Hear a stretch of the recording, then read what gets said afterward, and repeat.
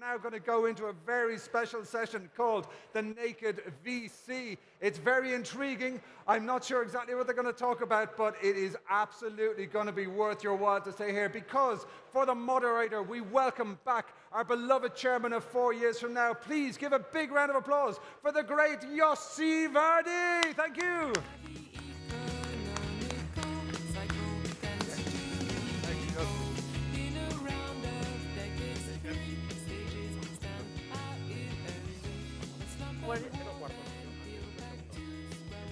Okay. Well, Nice. good afternoon. It's quite amazing that it is 5 p.m. and we have so many people still in the hall. We are now going to dive into one of the big mystery of the universe. You know, Albert Einstein said that science still have two things which were not resolved. One is the size of the universe, and the second one is what the heck they put in the sausage. And I would like to add the third mysterious thing, and this is what the heck VCs are really doing.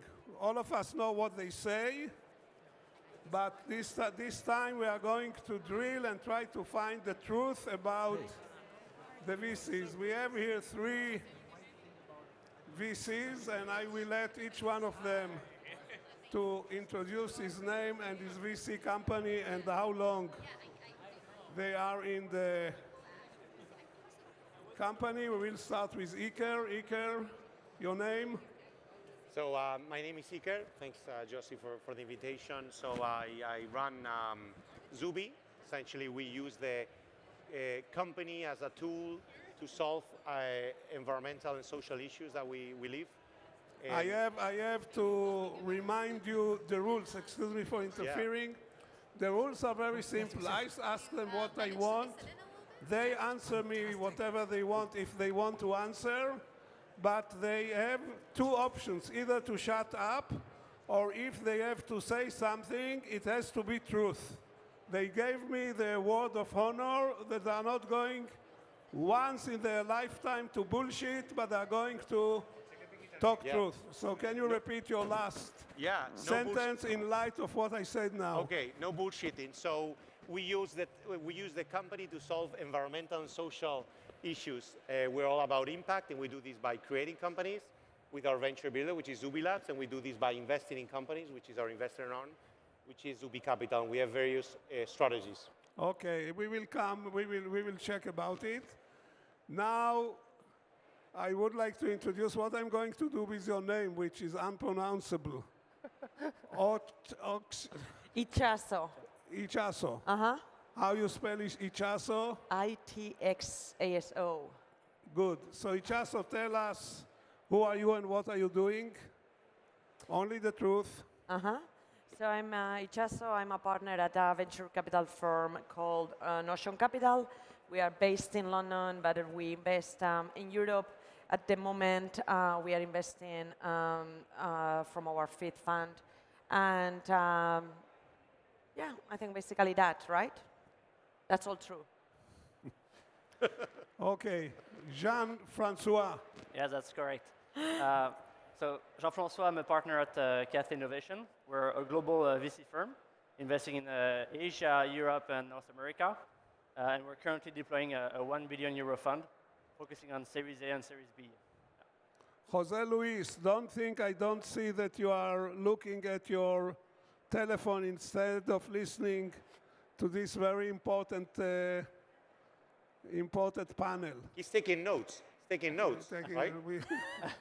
Okay, so Iker, back to you. Yeah. You told us that your VC is dealing with saving the world in 3 easy steps or something like this.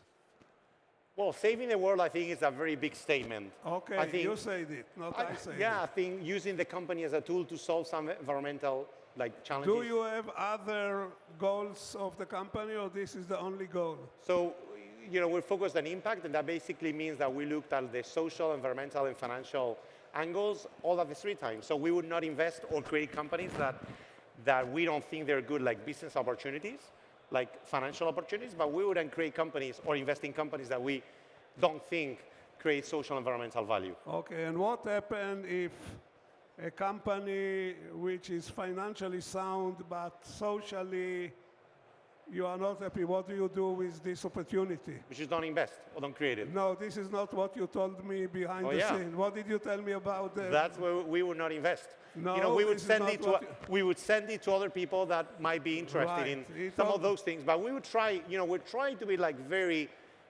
focused on like how do we use our time. So we want to like dedicate our resources, which includes time and money, in those things. So the rest of the stuff is residual, right? So in terms of, we pass it along or whatever. And sometimes it's hard. Entrepreneur comes and says, I want to tell you an idea. And like maybe 1 minute in, you say like, I don't see here an angle around impact. And it's like, it's not for us, and sorry. then you send it to somebody else. You told And me. then if I see someone, around so that I can what is intro your to. contribution to the environment if you send it to somebody else to ruin the environment? Well, hopefully Maybe everyone. you should kill the guy or something like this to do something constructive. I have a family. I don't want to end up in jail. But what I would try to is, hopefully everything is going to be about sustainability and impact. And the same that we lived like the 10 last years about digitalization, we're going to live around sustainability. So hopefully, like in 10 years, like we'll be surprised to do anything that like is not linked to some of these things. That's what I would hope. Okay, we will come back to it. We will check about you. You have to again tell me your name because it Iceso. Iceso. I said it right? Yes. Iceso. I have to learn. Iceso, what is the persuasion of your VC fund? The what? What your VC fund is about? What is your mission? So What you are trying to accomplish? So we invest in the businesses that help other businesses run more efficiently. Basically, we are an investor who is investing in software that run the businesses, the enterprises, the SMEs today. So that's what we fund. And what is the goal of the enterprise? What your life is being spent? So ultimately, we want to make money and we want to help founders build businesses and make money too. Okay, If they make money, so we make money. At least she say that the fund is to make money. I think that's a good purpose, And how you want this money that you are making be divided by the fund management and by the investors? I think it's a pretty fair, split these days. A general fund is usually split in a. Are you talking about the investors in our fund? At 20/80, 20% of the profit, around 20%, 25% in some funds. There might be a kicker if you return pretty good capital, but I think it's a pretty much a fair split. I think investors in our fund are taking a big risk too by investing in venture capital. And how long you are in the business? How long the fund is in the business? So we've been in business for 14 years now. 14 years. Yeah, I've been with the company for over four now. So we have. And before that? I was running Microsoft Ventures, M12, in Europe. So I was the partner at Microsoft in Europe. I launched M12 in Europe and ran it for several years as the first partner here. Yeah. And how many investments your fund was made so far?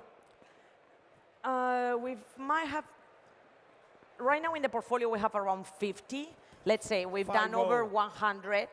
But we have around 50. Some of the ones that you might know might be. Again, you invested in 100?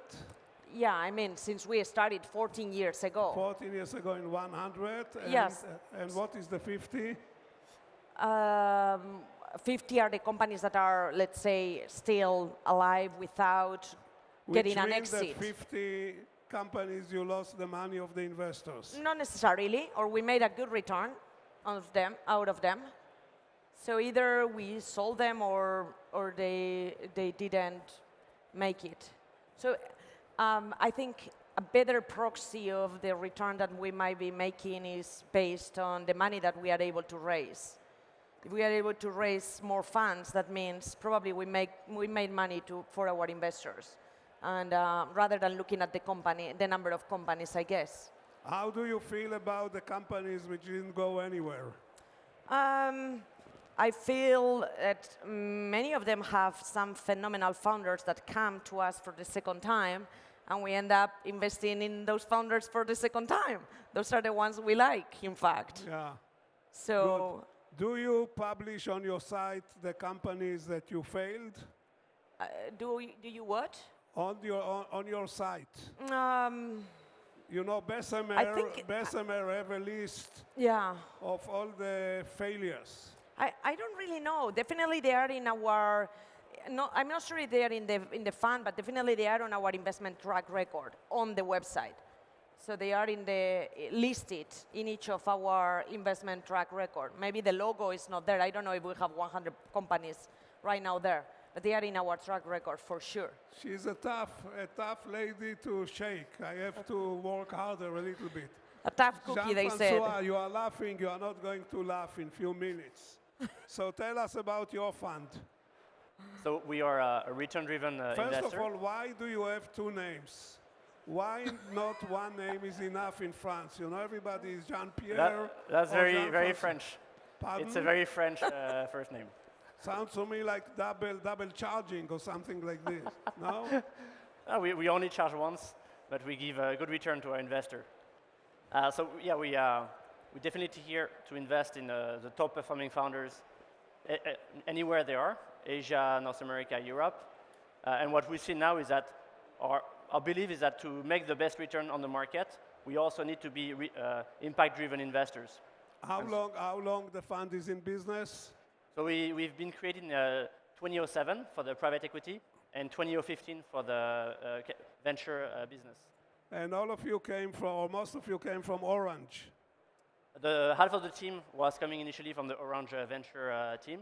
And the rest, half? Or the rest was either from the private equity business of Cathay or people we recruited from other firms. And when did you join? I joined 10 years ago. 10 years ago? Yeah. Very good. How many investments? I did probably 30 investments. 30 for you? Yeah. Now tell us the truth. Out of the 30 investments, how many products of that, the products of how many companies among these 30 you personally used? Probably 3 or 4. 3 or 4. Because he's an honest guy. Usually people tell me 35%. And when you begin to drill, so you invested in 30 companies, out of which you really knew or had a feeling of what they are doing of 3 companies. Yeah, On what base of knowledge you went to your investors to collect money for the other companies? We did diligence with people, especially on the B2B side. As I'm not a B2B user in most cases, we rely on the people that on the ground, that are clients. As the large companies that are in our LP base, or people in our ecosystem, you're calling friends, families, colleagues, alumni, and you get the answer from the user base, from the client base. And so that's why we rely a lot on the external advice whenever we do a B2B investment. On B2C, we also tend not to rely on our own feeling. Sometimes your own experience is very misleading. So if you don't rely on your own judgment, why your investments have to rely on your judgment? I think we're trained to assemble a number of pieces, and the product market fit is something we can validate on the market, but the fit with the founder and the belief we have in the founder is also something very personal, and it's not something you can outsource or rely on anything else. And on what basis your investors invested in your company? Sorry? Your investors, Yeah. on what basis they invest in your company? So I think they trusted the strategy we had to be on multiple geography and to work also very closely with large corporates that are kind of the two main angles that we have. And they see it as a fairly unique value prop. Plus, they like the return since the first one was good. Did your parents invested in your fund? My parents are farmers, so they did not invest in the fund. You are laughing. Did your parents invested in your fund? No, they don't. They didn't invest in my fund.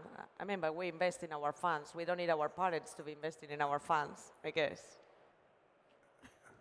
You know, I didn't let my parents invest in my first startup, which actually did pretty well.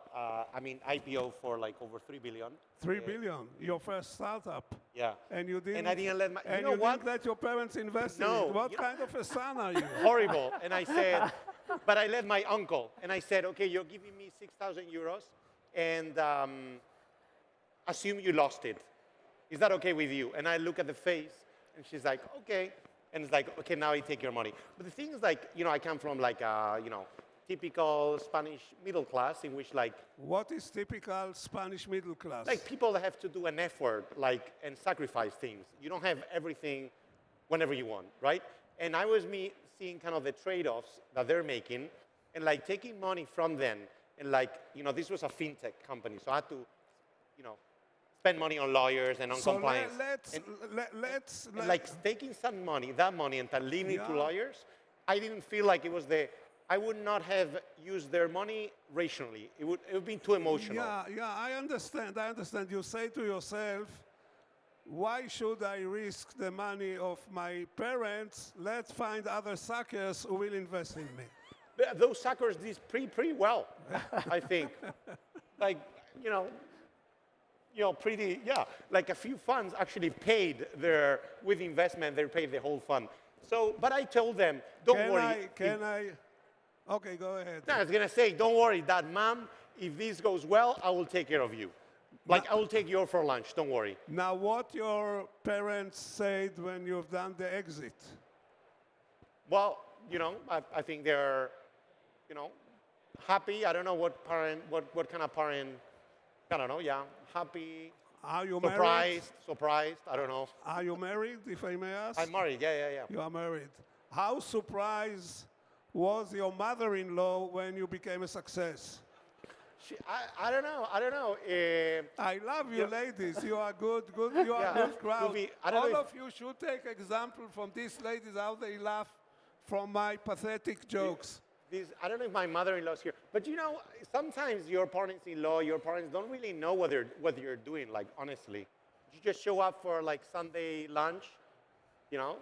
You spend, like, some quality time and, like, okay, and, you know, things come up in the news. How much do you actually believe? You don't. You know, numbers are numbers, like, who knows? Even sometimes you see exits and, like, the pure founders, like, they didn't make a dime. And it's like, it seems like a success. So it's like life, and I think success is fairly relative. You know, I think life is. What is life? I have a good question for you. What is life? You know, I think it's spending time in those things that make you more happy and less on those things that make you less happy. For What do you think? for a man who made an exit of $3 billion, you have a good philosophy on life, I must Pretty say. shitty answer, right? No, that's a good answer. The good answer. So how old you were when you've done this exit? How old? So it's 2 years ago, so 38. So I started the company 26. So you worked only 12 years. So it's 26 when I started, So 38. these $3 billion didn't come easy. Sorry? These $3 billion didn't come easy. They didn't come easy. No, I think You had to work 12 I years think for them. starting the company, like, and you all entrepreneurs that are like, it's a roller coaster. It's really, there is like, What the hell this company was doing? what? What the company was doing? So essentially was enabling people to send money around the world and pay their tuition. And so it's the global leader in processing tuition payments above other. Intuition It's called Flywire. Flywire. Yeah, so I moved back, but here's interesting because I founded that 2009. you know, the more I talk, the less risk we have from your questions. So that's kind of my strategy. So it's 2009 I started it. 2014 I moved back to Valencia. And then the company IPO in 2020, and I was like a shareholder during that time. So like things take time, you know, and there are many times in which like the company was about to shut down.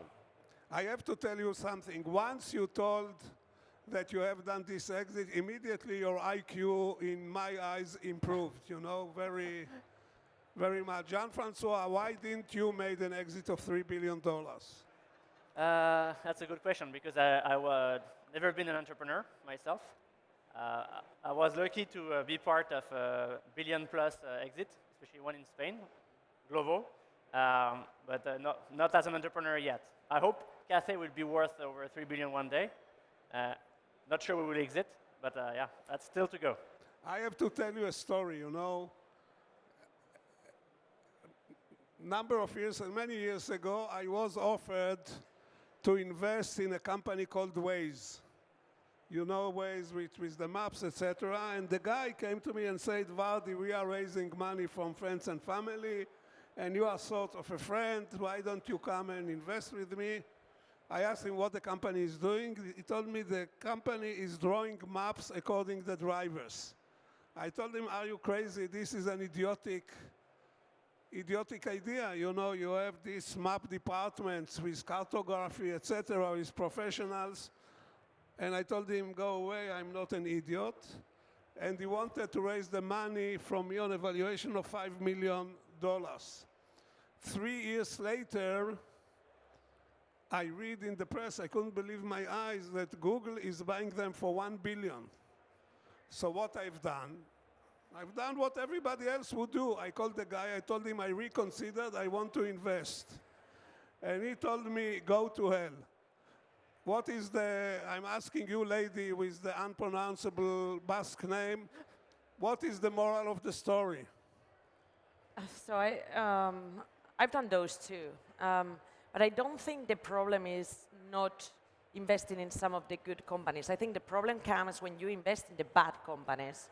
If instead of Waze you have invested in another good company and good exit, then you shouldn't be sad about it. The idea is investing in good businesses. So I don't care about passing on some businesses that become big. I'm happy for those founders. But I do need to invest in the good ones too. How much wisdom, knowledge, professional approach you attribute to your successful investment, and how much luck, percentage-wise? I really don't know. I think over time you definitely get better at identifying patterns. You definitely get better at that. However, I have to admit that I invested in some businesses that have done really well, and the thesis under which I invested in that businesses are no longer valid for that business. They've done incredibly well, but a completely different area. What is the problem with these three guys? I tell you how they are defeating me.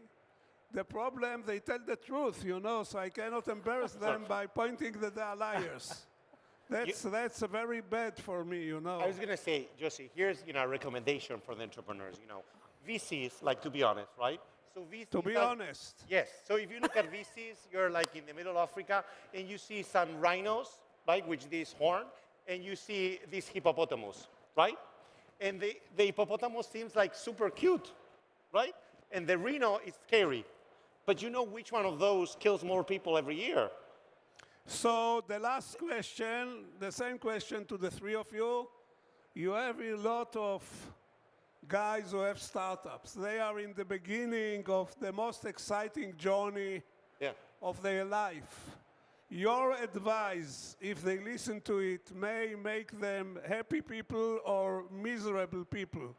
Now I want the truth. Should they go to raise money from VC, or from family and friends, or from the aunts, from the parent, or from a strategic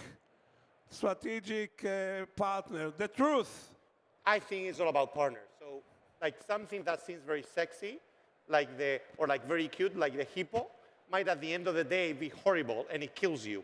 And that's the wrong partner, the wrong investor in the journey. It's something that maybe seems scary at the beginning, which might be the rhino, is actually a great partner for the journey. VC or your mother-in-law, where you should take the money?